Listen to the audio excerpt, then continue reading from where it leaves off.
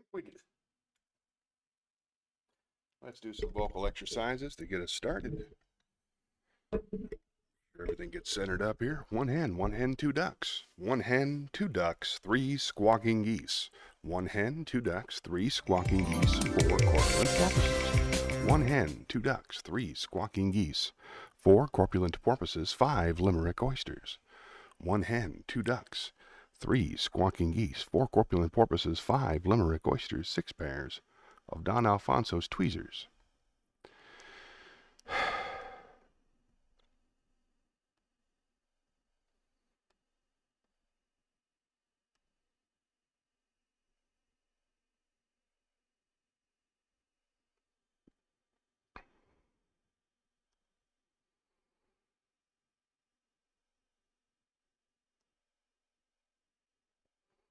One hen, two ducks, three squawking geese, four corpulent porpoises, five limerick oysters, six pairs of Don Alfonso's tweezers, 7,000 Macedonian warriors in full battle array, 8 brass monkeys from the ancient sacred crypts of Egypt, 9 apathetic, diabetic, sympathetic old men on roller skates with a marked propensity for procrastination and sloth.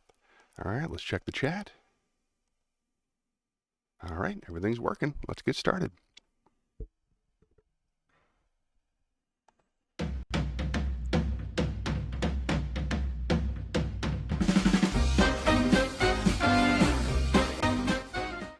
Here we go. Welcome to Shayna, and hopefully welcome to Dan.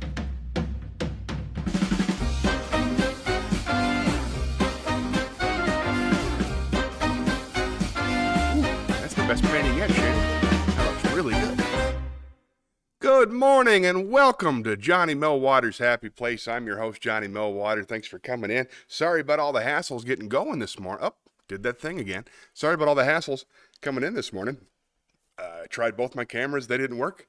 I tried all kinds of things. Eventually, I had to restart things, and things are going well. All right, how am I? Thanks for asking. A little flustered, a little frustrated, but not unhappy. You doing okay? How are you holding up this week? Is Daniel coming back, or has he already been scared off? I understand. Been a good week for me. I had my very first paid writing table gig where I got to write a writing table for a client, and that made me really happy. I'll tell you all about that. And the kids were in school, and I spent the rest of my time. Oh, I made your art look great. Please. It's lovely, especially that one. I really like the textures on that one. It looks really cool. Well, we're running behind, so I would like to start us off with some PatanJali. Let's see. Let's talk in here for a second. See if I can get everything else working. Congrats on my writing gig. Thank you very much, Shayna. That's very, very kind of you to say. And it was a whole bunch of your favorites too. So I'll tell you all about that when we get going. But I would like to start by doing some Shakespeare, maybe. Well, let's spin the wheel, see what happens.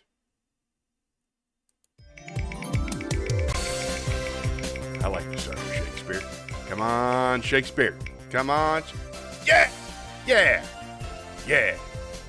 Shakespeare. Meet me at the Shakespeare stage.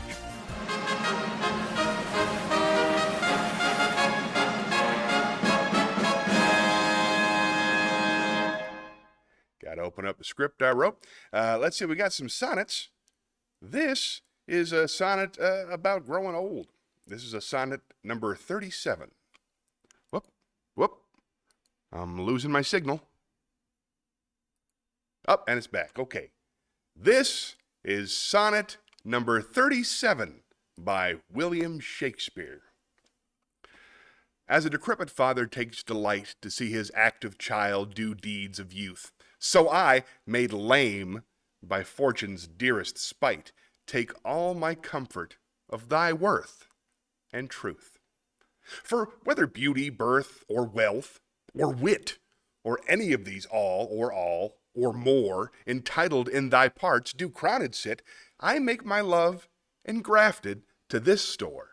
So then I am not lame, poor, nor despised, whilst that this shadow doth each substance give, that I, in thy abundance, am sufficed, and by a part of all thy glory live. Look, what is best, that best I wish in thee.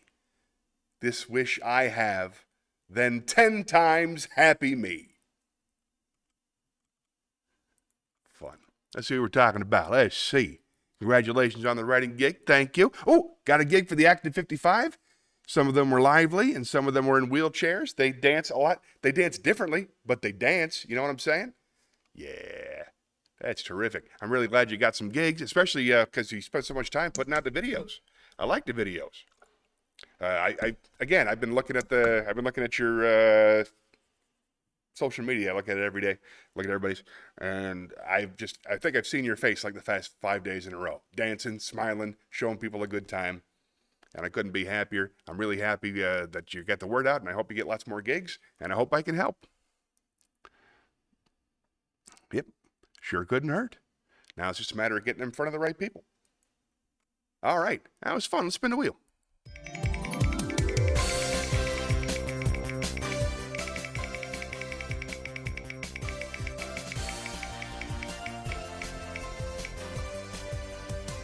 Joke. Nice. Maybe at the comedy club.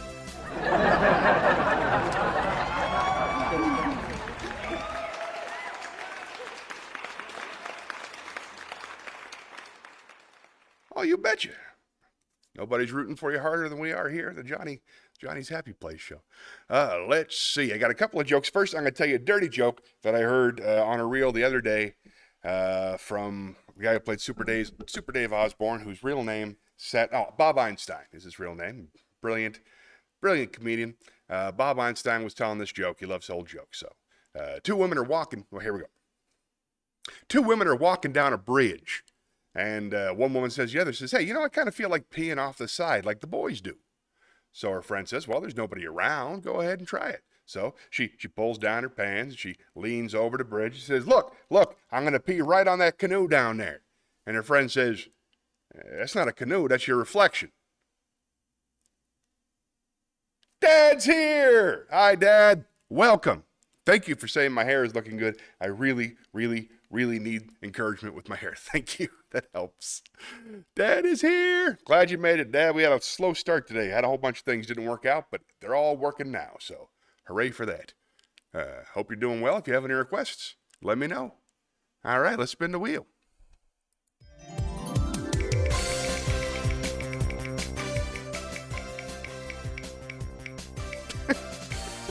High energy.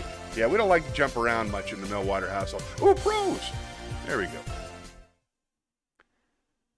My mom loved to dance, but other than that, yeah, we're not real cardio friendly in the Millwater household. We got one for the late guy. Glad to see you, Daniel. Daniel's here. A ham sandwich walks into a bar and sits down. Bartender says, "Sorry, pal, we don't serve food here." Nice. Thank you, North Carolina late guy, and welcome. Glad you made it out to the show. Sorry about the hassles getting it started. I got two pieces for you today in prose. One of them super short, one of them super long. I'm going to do the short one for you because that's what most people prefer. Let us do, and this is by Brian Bilston. This is a piece that's entirely about using the wrong words in phrases. So I'm going to try to speak extremely clearly so that the words will come through clearly. Here we go. This is prose. This is To Be Pacific by Brian Bilston. Why do you always go off on a tandem? Say goodbye without further adieu. It's time you climb down from your pedal stool. This is not a phrase you're going through where anecdotal evidence suggests you've been freewheeling right from the start, or rather from the get-go, as you might say. You're always upsetting the apple tart. I can't be asked to correct you these days. It takes two to tangle. I won't deny it. But when push comes to shovel, and all said and done, I just want a little piece of quiet to curl myself up in the feeble position so I can give my poor ears some respite from these sayings which do not pass mustard. The flaws in the ointment you cite. You're no scapegoat or social leopard. I don't regard you as a hapless case, but be aware there are repercussions when you cut off your nose despite your face. See how that turns out. That was fun. Daniel, can you see the chat session from before you logged on? Just curious if you can see all the conversation. Thank you very much. Oh, nice. Yeah, I figured it out. TYVM means thank you very much. That was me. I did that. Okay, let's, what do you say we try again? Yes, he could see it. Excellent. All right, then. Let's spin the wheel.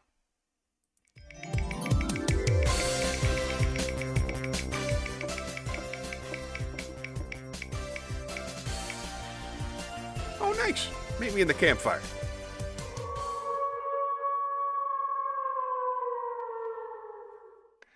Zen koans, as you may know, are the tools for teaching Zen Buddhism, specifically Japanese Zen Buddhism. There are over 100, and this is number 77. This is Zen koan number 77.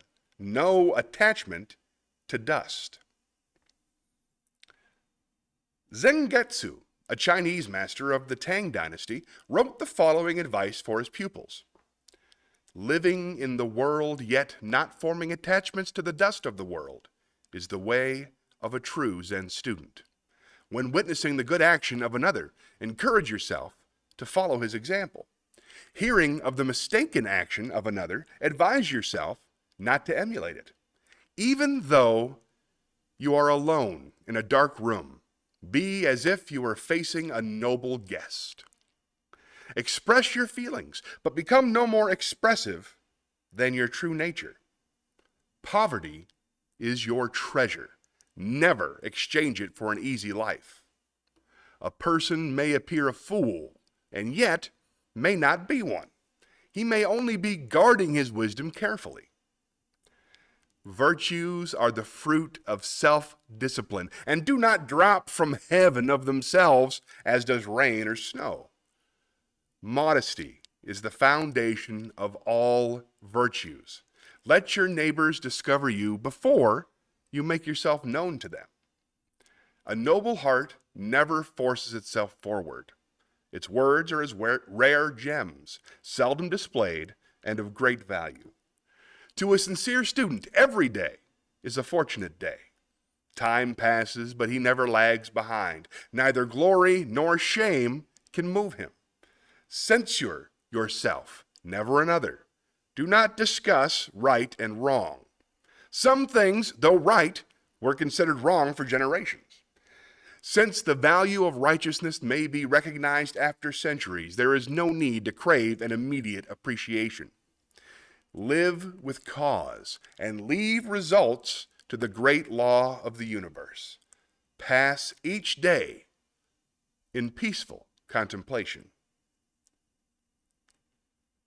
Oh, that was a good one. I like that one. Okay. When chickens go jogging, which way do they run? Oh, hold on. There we go. When chickens go jogging, which way do they run? I guess I'll never know. Let's spin the wheel.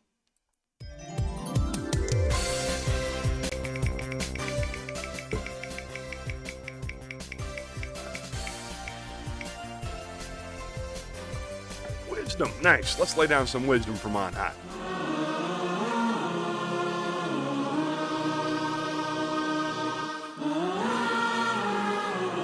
Clockwise. Oh my God. As opposed to counterclockwise, it's clockwise. That's Dad didn't like that one. Fair enough. Daniel, what did you say you majored in college? Hey, you're a college man. Right on. I have a degree in television production from the University of Central Florida. Thanks, Dad. What's your degree in, Shayna? Fun to talk about. All right, wisdom. I got some Ram Dass for you. R-A-M-D-A-S-S. Make sure you say it right. This is wisdom from Ram Dass. It is the expectations of your own mind that create your own hell. When you get frustrated because something isn't the way you thought it should be, examine the way you thought, not just the thing that frustrates you. You'll see that a lot of your emotional suffering is created by your models of how you think the universe should be, and your inability to allow it to be as it is. I like the Ram Dass. Hey, do you guys follow any of the wisdom? You got philosophers you enjoy? I'm curious in such things. Shayna double majored in psychology and communication studies, then went back for elementary education. You got a master's too? That's awesome. Very, very, very cool. My television production, 90s television production. It's not as noble, but I did it. Let's spin the wheel. Can't wait to find out what your degree's in, Daniel.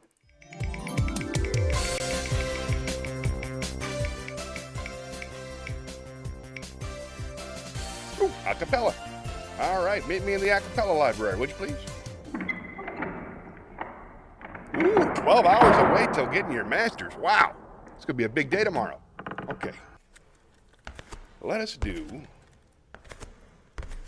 Dad fought in the Navy for America. So thank you, Dad, for your service. All right, let's see. We have 2 songs, one to sing and one to read. We're going to start with the song. This is our only request this week. This is from Shayna, and she requested this last week, but she wasn't here, so I wanted to save it for her. Let's do Boulevard of Broken Dreams by Green Day. Again, Boulevard of Broken Dreams by Green Day.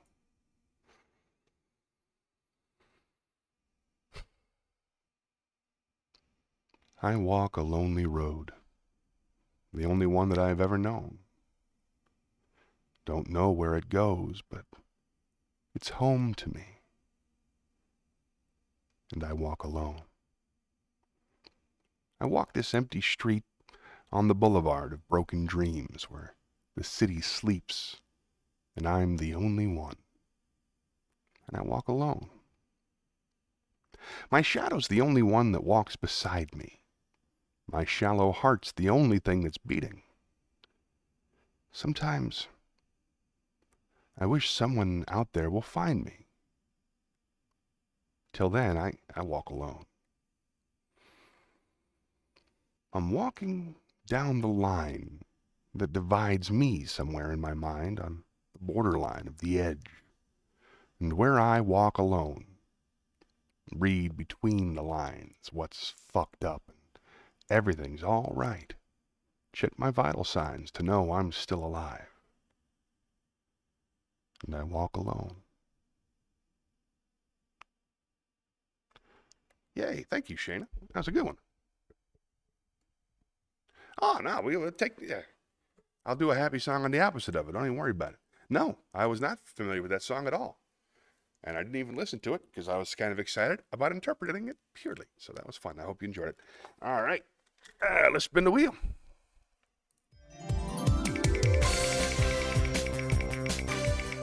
If it ain't Baroque, don't fix it. Hey, I like that one. All right, let's go to see it. If it ain't Baroque. Uh-oh. Oh, that's right. This whole thing got all messed up. Hold on, let's see how much of this I can do. All right, so we got main camera. Move this over here. Nope. Uh-oh. All right, this is exciting. I can't believe this. We must have done one of these already. Let's transform.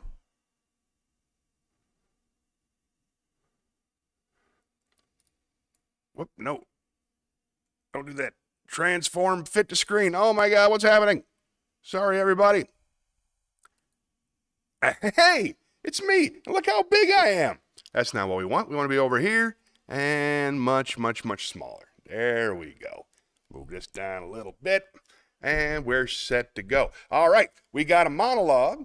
Let's see, I got a heavy one and I got a light one. I think I'll start with the light one because I'm in a fun mood.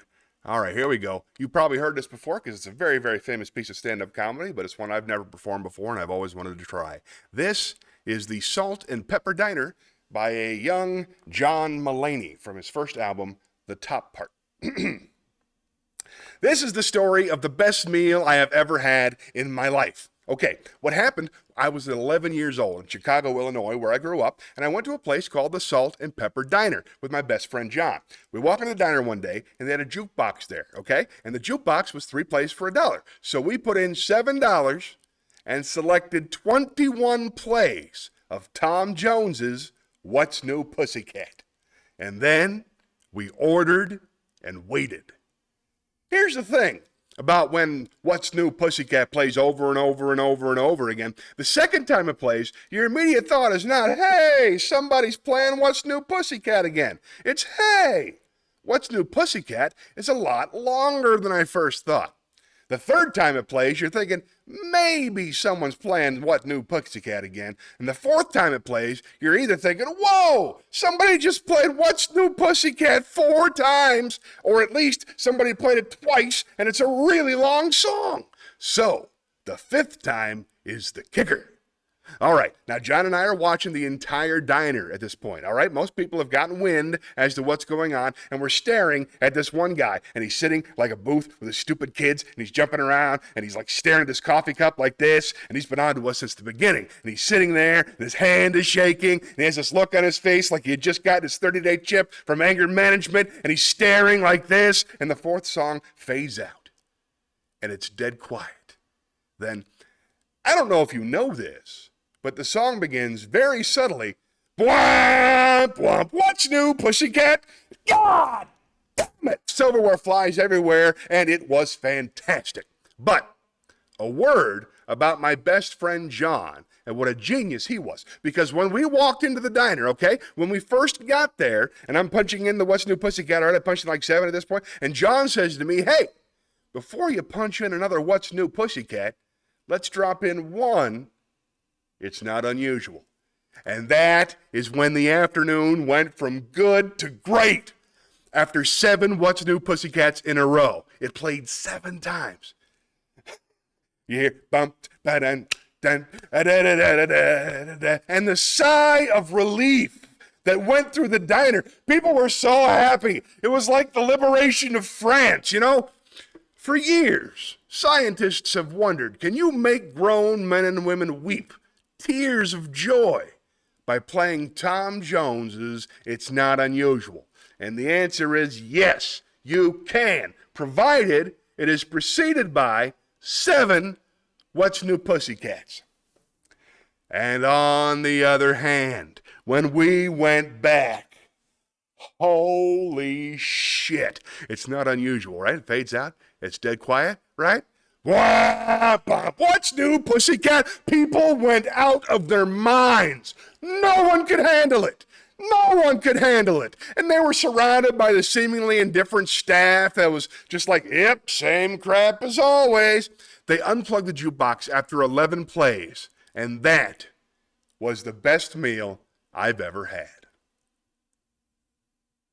The great John Mulaney, everybody. Let him know. Send him a text or something. Ooh, we got a lot from DJ. Let's see. We got Green Day, all-time favorite bands. I know you just saw them the other day. How was the show, by the way? Did you enjoy it as much as you hoped? Just curious if the other requests I've sent you that you haven't done yet, no pressure. I haven't seen. I thought I was all caught up on your requests. I think I'm full up. Jim, warning, this next joke is pretty bad. Okay, here we go. What's pink, slippery, and sings Mrs. Robinson? See, Simon and Garfunkel. Tom Jones, 84 years old, and still looks great if you enjoy it. It's a hot 84-year-old. That's an 84 ILF.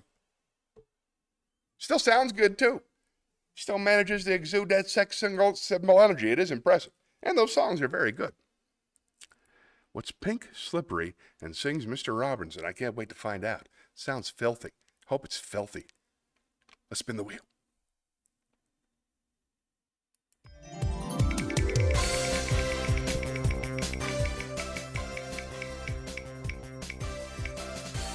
Ooh, poem. Nice.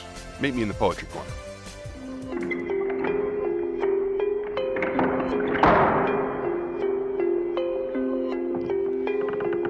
Trying to keep it pretty simple today. Just a kid at 84. Salmon and Garfunkel. Oh my God, I was hoping it was filthy. It was not. Salmon and Garfunkel.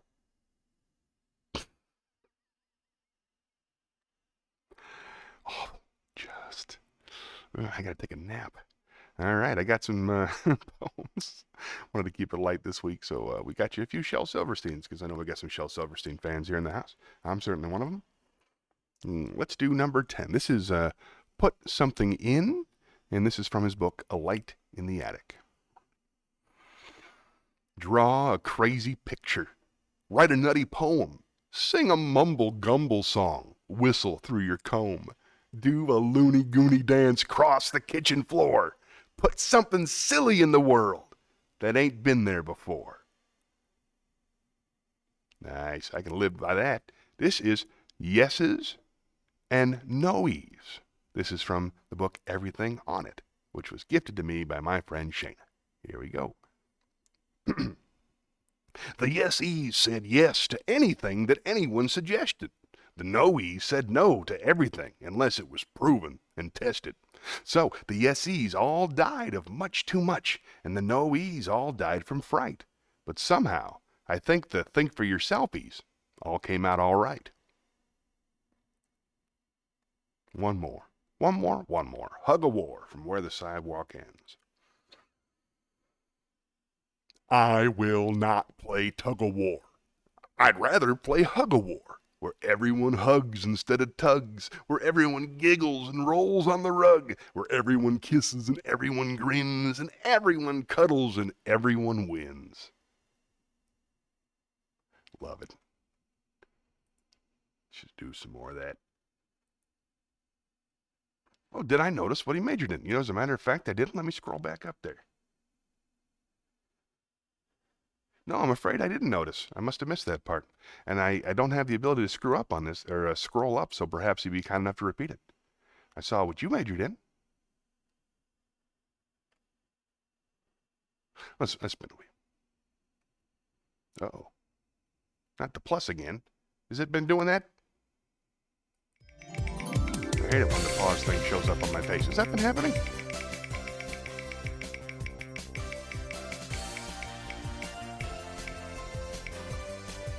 Roses and Thorns. Nice. Everybody meet me in the chat, shall I?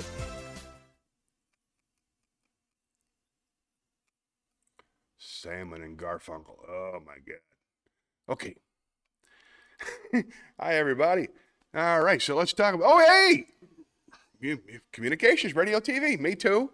And public relations. BS Public Relations. I dabble. Very, very cool. Thank you so much for repeating that. That's very interesting. We should sit and talk communications sometime. Did you? You're probably close to my age. You're probably... Everything you learn in college is obsolete now. Me too. I learned 90s at the very beginning of nonlinear editing, where we still had knobs to do the editing.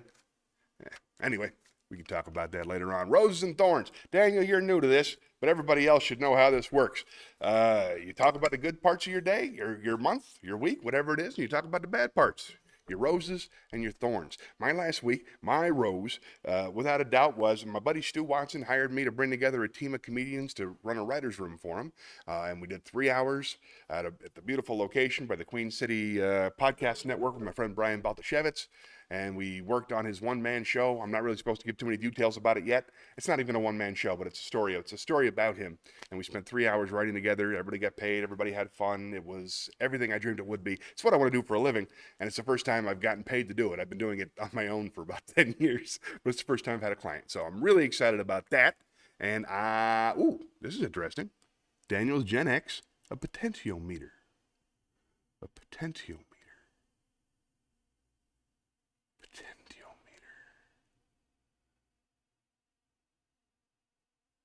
I don't know what that is.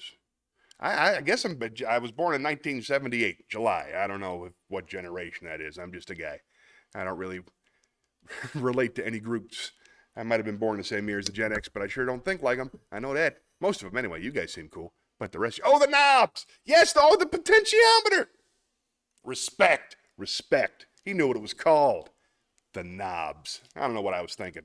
So anyway, that was my rose. The thorn was my son overslept on Saturday, so we didn't get to do daddy-son breakfast this week, and that made me sad, because I really enjoy daddy-son breakfast. That's one of my favorite parts of the week. But we did have it on Friday of this week, so we made it up, and everything's fine. The house is being thoroughly destroyed by the dogs. Here comes the thorns. The house has been catastrophically destroyed. They've torn up the planks on the floor like an Edgar Allan Poe story. There's 3 separate places where it's just... looks terrible and it's dangerous to walk on. The air conditioning broke this week, and our dryer broke this week. That was all thorns, and Debbie was able to come home from work and get the dryer arranged and get the air conditioner guy coming all before she fell asleep, and they're all able to fix it that day before it even got up to 75 degrees. So that was pretty great. Giant pile of money hole, but good week. We had a nice birthday. We had Carvel cake, and we went out and had fun. We had lunch. I took her out to Mr. Tokyo. That's her favorite restaurant, and we had a whole bunch of sushi and stuff like that. And I got her a laptop computer a few weeks ago, and that was technically her birthday present from me. And that's all I can think of. She seemed very happy.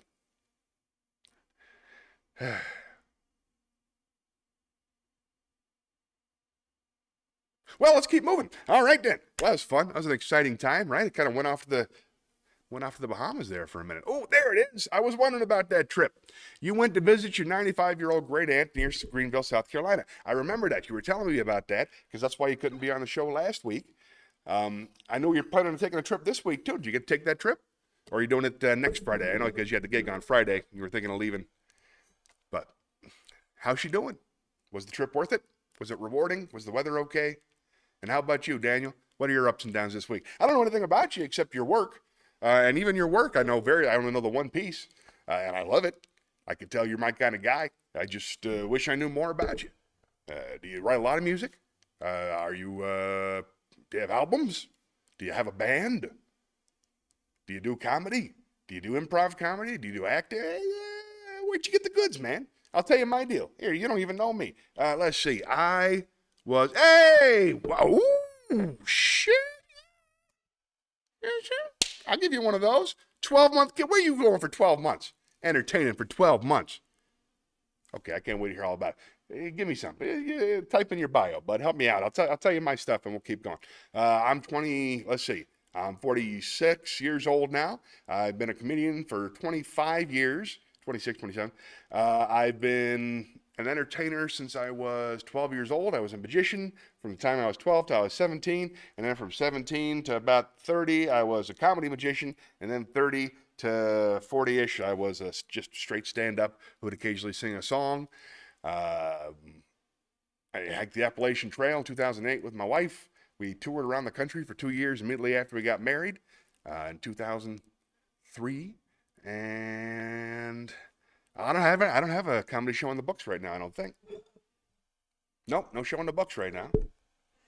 Got a doctor's appointment this week, but no show in the books. Oh no! October 13th. It's the big show with the Vizard. I really want you to be there, Daniel. October 13th, my brand new show, not mine, but the whole team of us is working on it. It's called Joyful Noise. It's all about positivity and just trying to make a stand-up or variety show that's from a positive point of view. And I've always wanted to try it, and I'm excited about that. IT project, nice. Another entertainer in IT. Love the flexibility. IT project for an up-and-coming manufacturing firm. That's the gig. Congratulations.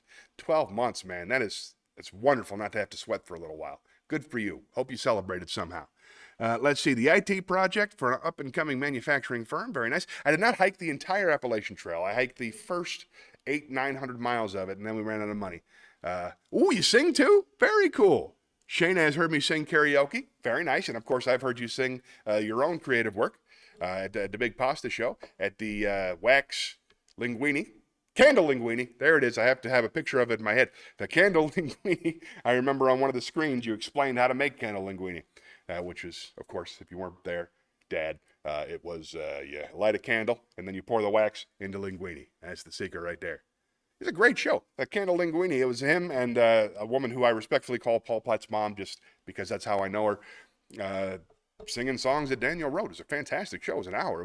I can honestly say it's unlike anything I've ever seen. And I really enjoyed it. I know you heard me laughing. So that was a great show. So when's your next gig?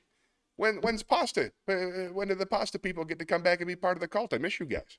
I kind of want to see one of your shows once a month. I don't mean to be greedy, but I'm interested. Well, that about wraps up Roses and Thorns. Let's spin the wheel.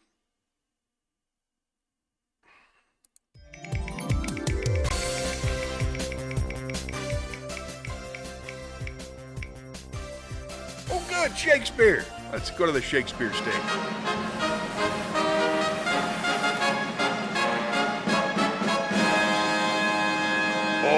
this is a good one. All right, this is from The Merchant of Venice. It's a guy named Lorenzo, and he's trying to make a lady feel amorous. So he's talking to her about the night. So this is from Merchant of Venice. It's I had watched that movie. The Merchant of Venice, Act 5, Scene 1.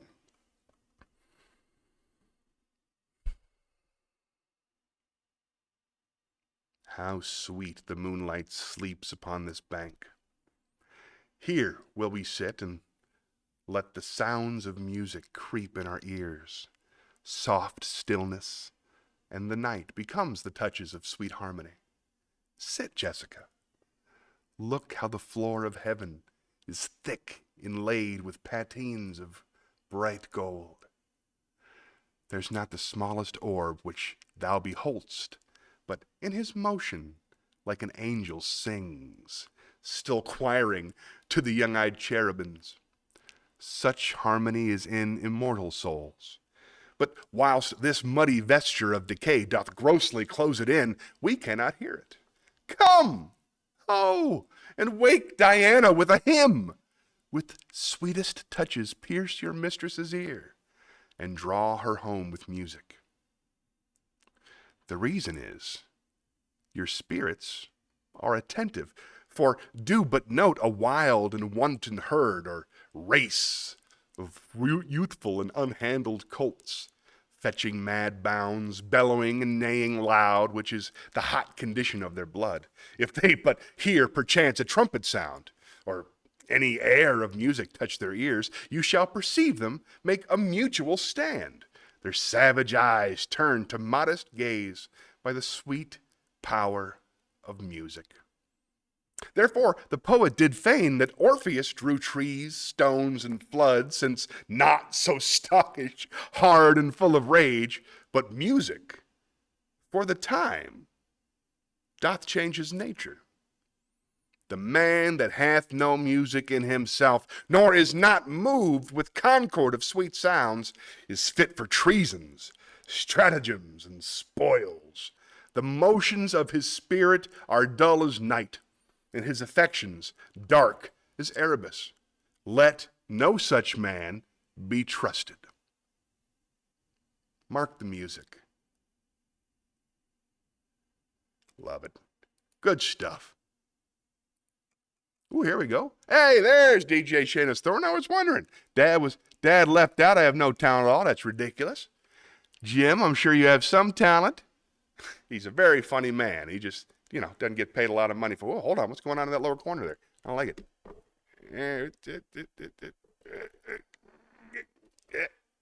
Oh, that's worse. Now we got a thing. There we go. All right. No talent, skip reasonably well. No talent, that's absolutely absurd. You're a singer, songwriter, producer. You booked a venue. That's a talent. That's not easy. I wish I knew more about you, dude, but you're modest. I respect that, but you're clearly a talented fella. Thorne, my house is a disaster, too. Yeah, it's getting nuts. Just really messy, and it's not good for my mental health when my house is in that state. I'm in the same boat. I'm just a terrible, terrible housekeeper, and the dogs are ruining it so much faster than I can clean it. Ooh, Rose, I hired a cleaning lady to come help me tomorrow. So grateful to have some help. I need to get a phone number from you because I need help too. Nobody here but my cat and myself, and I don't care what my house looks like. Daniel has a talent of being a very considerate, kind person. Kind words indeed. I like that. That's my favorite talent. All right, then. Let's spin the wheel.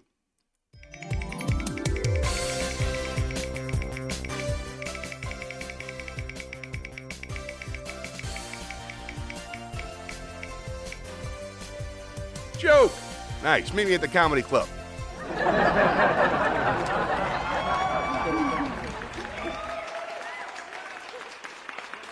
I got some jokes for you. Let's see. Terrible jokes? Here we go. What did the mama cow say to the baby cow? Go to bed. It's past your bedtime.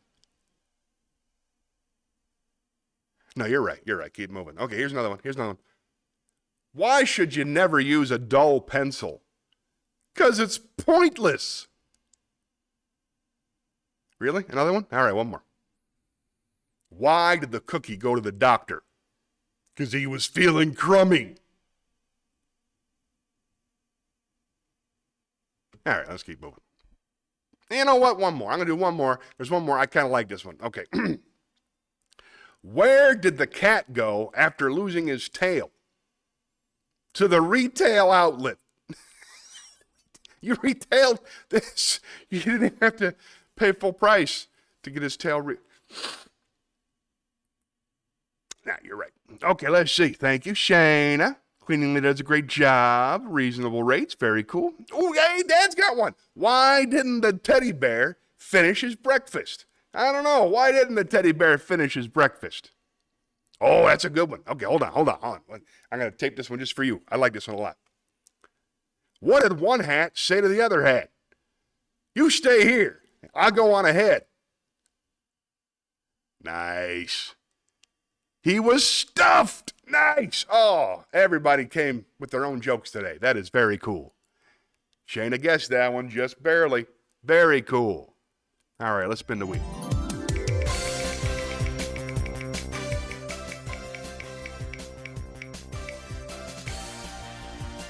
Prose. Very nice. Meet me in the prose library, please.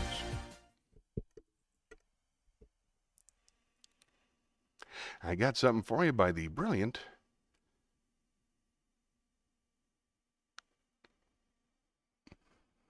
having some trouble finding it. Give me just a moment. And here we go. This is by David Foster Wallace. This is, the other day I saw Catherine Hahn on Jimmy Kimmel, and she was talking about giving speeches at graduations, and she said the greatest speech ever given at a graduation was by David Foster Wallace in 2005. So I immediately went to the internet, and I got the text. It's about a 30-minute speech, so I'm not going to do the whole speech, but I'm going to do the first few minutes for you because I think it's excellent, and I sincerely hope you enjoy it. Give me a sip of water here.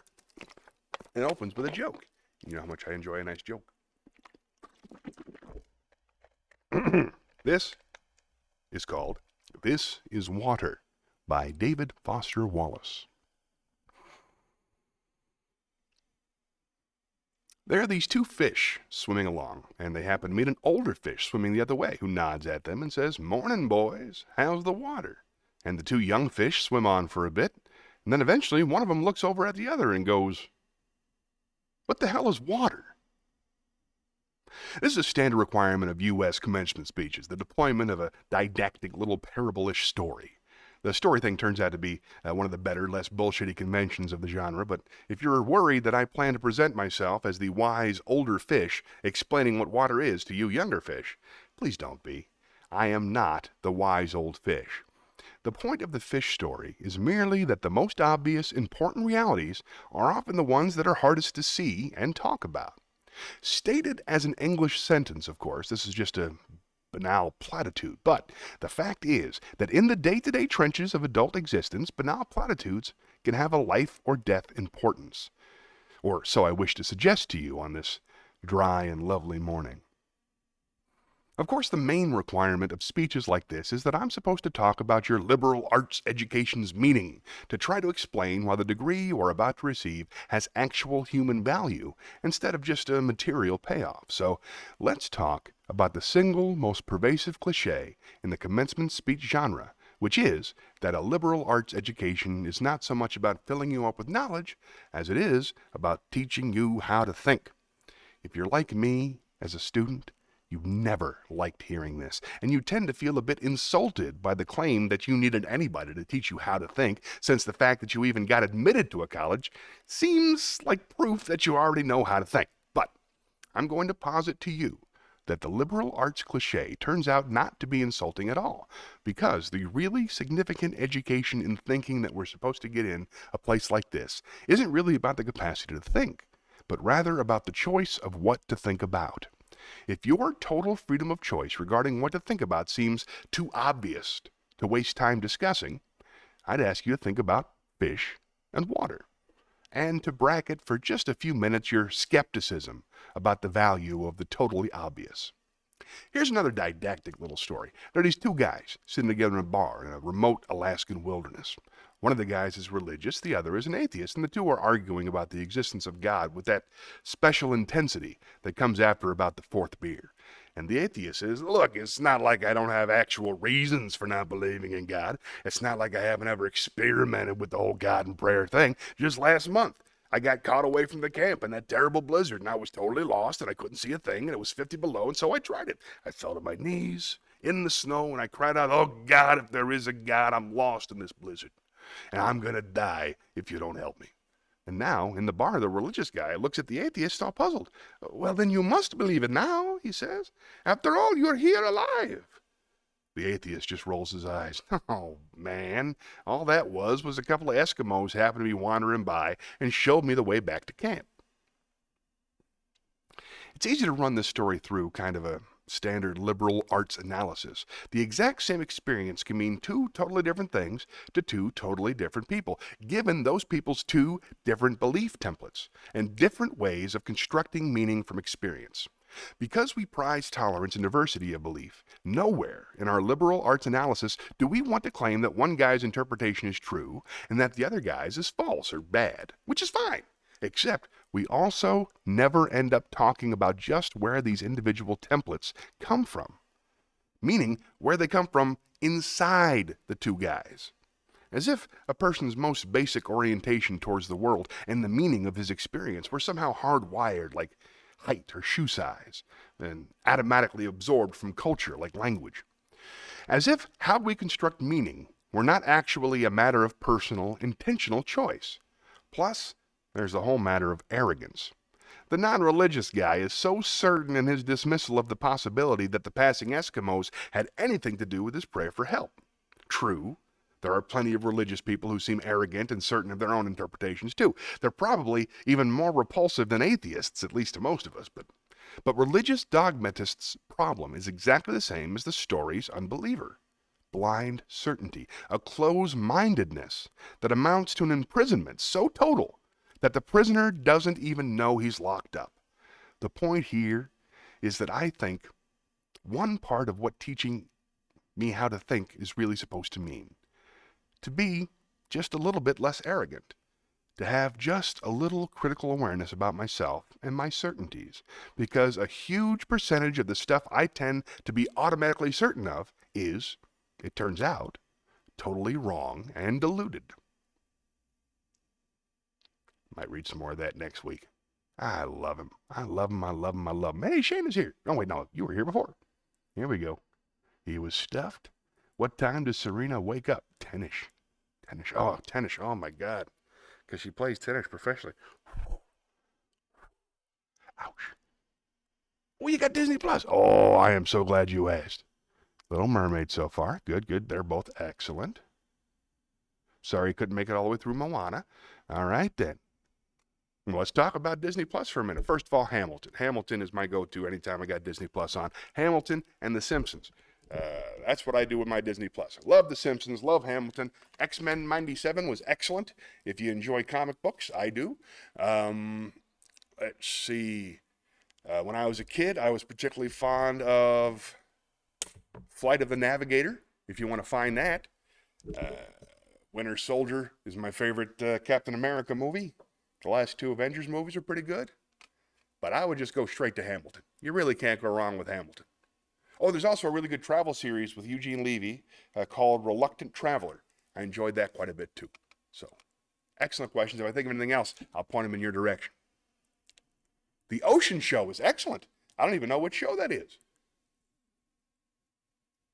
Keep an eye out for the Ocean Show, folks. All right, let's spin the wheel.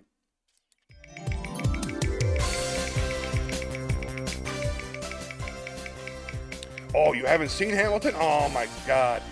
Oh, so good. It's my favorite. It's my favorite musical. I absolutely love it. All right. Ooh, Zen Koan, meet me at the campfire. You a musical guy there? You still with us? Let's do Zen Koan number 78, Real Prosperity.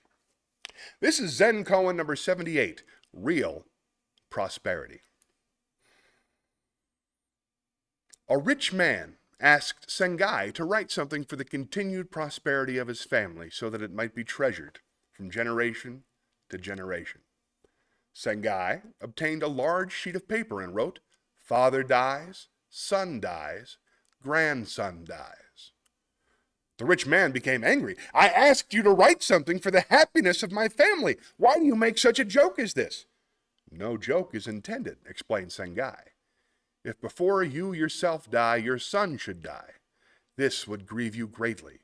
If your grandson should pass before your son, both of you would be brokenhearted. If your family, generation after generation, passes away in the order I have named, it will be the natural course of life.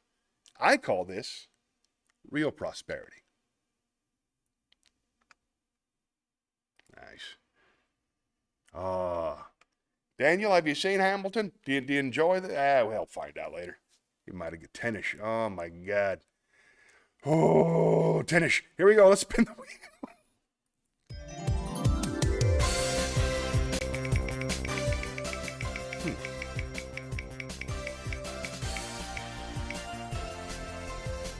Wisdom. Let's meet in the wisdom. Hey, Dad, I saw your question marks. I don't really understand what you're questioning.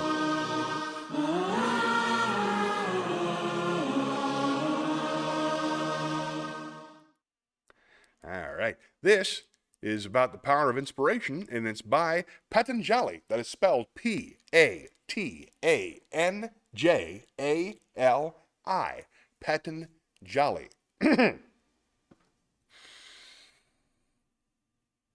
When you are inspired by some great purpose, some extraordinary project, all your thoughts break their bonds. Your mind transcends limitations. Your consciousness expands in every direction, and you find yourself in new, great, and wonderful world.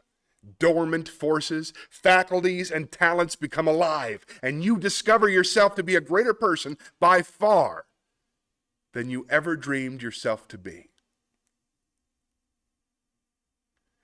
It's true. Puts a spring in your step. The last reading. Okay. The Zen Koan, the question mark, what was it all about? Let's see how much I can remember. Not going to throw away your shot. Good for you.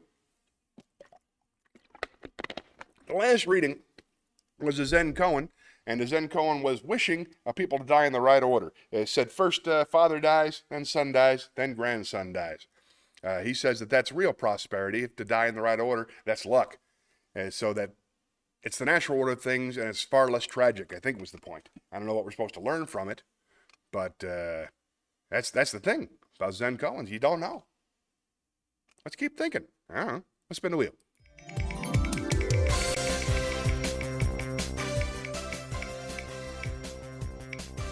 Nice. Let's do a song. Meet me in the acapella library, would you please?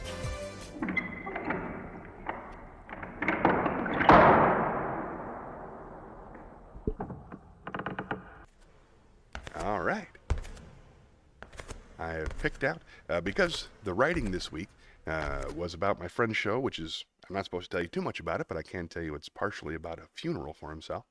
I've been giving a lot of thought to mortality, and he wants me to sing this song at the end of his show. And it's one of my favorite songs when I think about mortality. It's called I'm Gonna Live Till I Die, and it's by Frank Sinatra. I hope you enjoy it. Let's see if I can find the lyrics. Here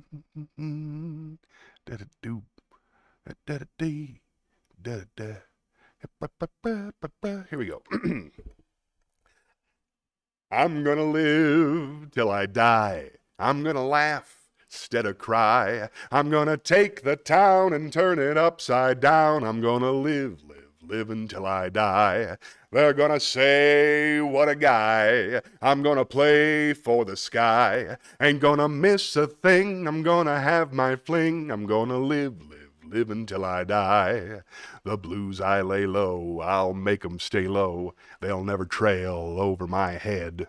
I'll be a devil till I'm an angel, but until then, hallelujah, gonna laugh gonna fly. I'll take a chance riding high. Before my number's up, I'm gonna fill my cup. I'm gonna live, live, live, live, live until I die. Those blues I lay low, I'll make 'em stay low. They'll never trail over my head.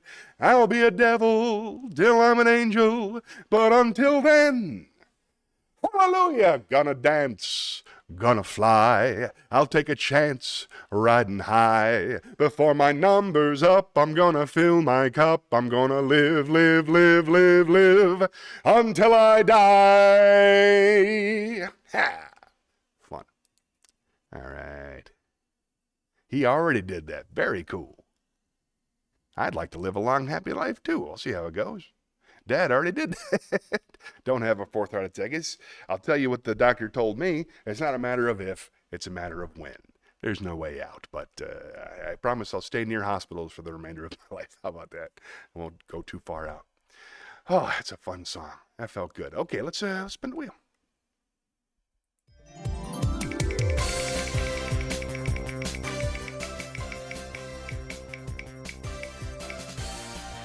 Monologue. All right, meet me in the theater.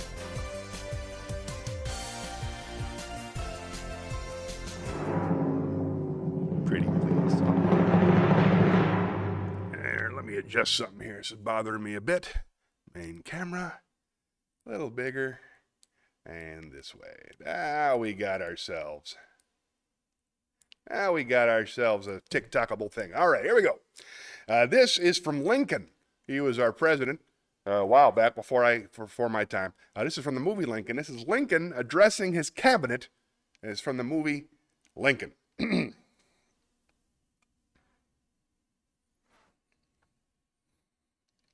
I decided that the Constitution gives me war powers, but no one knows just exactly what those powers are.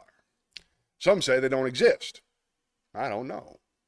I decided I needed them to exist to uphold my oath, to protect the Constitution, which I decided meant I could take the rebel slaves from them as property confiscated in war. That might recommend a suspicion that I agree with the Rebs that their slaves are property in the first place. Of course I don't, never have. I'm glad to see any man free, and if calling a man property or war contraband does the trick, well, I'll take the opportunity. Now here's where it gets truly slippery.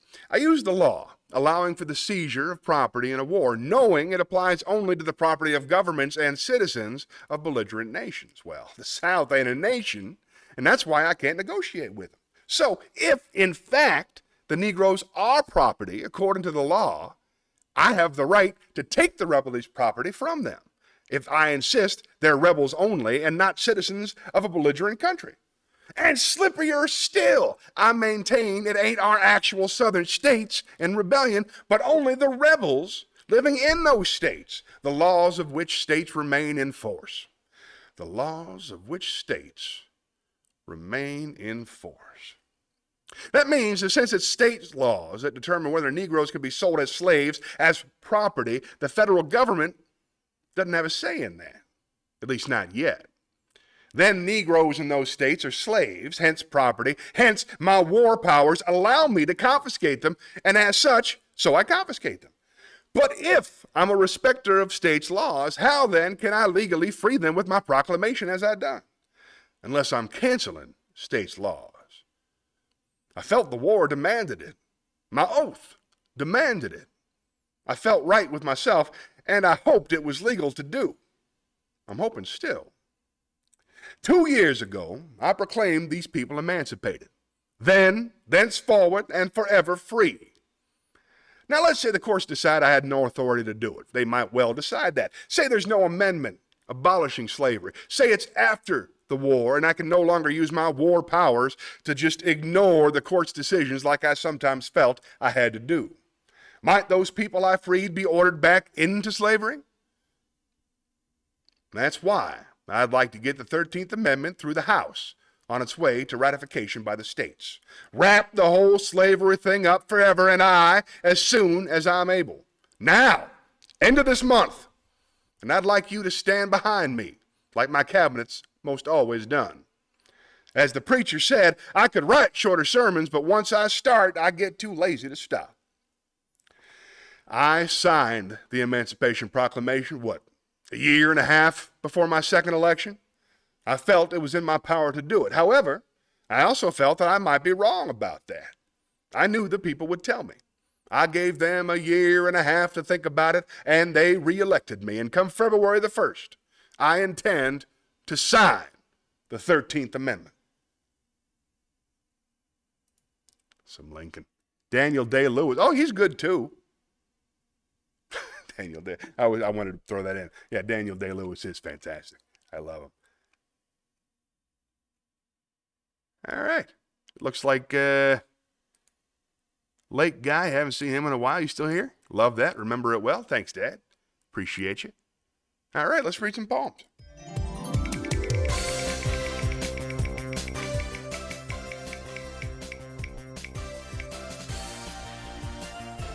Oh, perfect. Let's go on the poetry corner. Here we go.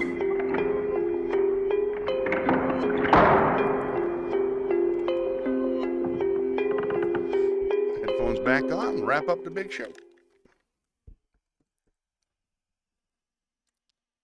Let's do Ridiculous Rose. This is from Where the Sidewalk Ends. Her mama said, "Don't eat with your fingers." "Okay," said Ridiculous Rose. So she ate with her toes. This is called Monsters I've Met. It's from A Light in the Attic. I met a ghost, but he didn't want my head. He only wanted to know the way to Denver. I met a devil, but he didn't want my soul. He only wanted to borrow my bike a while. I met a vampire, but he didn't want my blood. He only wanted 2 nickels for a dime. I keep meeting all the right people at all the wrong times. One more. Heck, 2 more. This is Early Bird from When the Sidewalk Ends. Oh, if you're a bird, be an early bird and catch the worm for your breakfast plate. If you're a bird, be an early bird. But if you're a worm, sleep late. This is from Jake Says, from Everything on It. Jake says, yes, I'm adopted. My folks were not blessed with me in the usual way, but they picked me. They chose me from all the rest, which is lots more than most kids can say. And one more. This is Colors from the Sidewalk Ends. My skin is sort of brownish, pinkish, yellowish white. My eyes are grayish, bluish green, but I'm told they look orange in the night. My hair is reddish, blondish brown, but it's silver when it's wet. And all the colors I am inside have not been invented yet. Marvelous. There you go. Little cheerful thing to send you off. Thank you. I know you got to go. Thanks for sticking your head in. I appreciate it. It's time to close out the show. So, oh boy. Need Pilates. All right. Hey, we got it done, everybody. I didn't think we'd be able to, but we did. Thanks for watching. I hope you had some fun today. Hope you heard something you haven't heard before. And I hope I'll see you here next week for more of Johnny's Happy Place. Until then, remember, the only way to save this country is for all of us to love one another. So love yourself first, then love somebody else. Then, if you can, love everybody. That's what I'm trying to do. Till next time, we'll meet again. Don't know where, don't know when, but I know we'll meet again some sunny day. Keep shining through, just like you always do, and the blue skies will drive the dark clouds far away. And would you please say hello to the folks that I know and tell them I won't be long. They'll be happy to know that as you saw me go, I was singing this song. We'll meet again, don't know where, I don't know when, but I know we'll meet again some sunny day. Thanks for watching. Till next time, be good, but not too good. Bye-bye.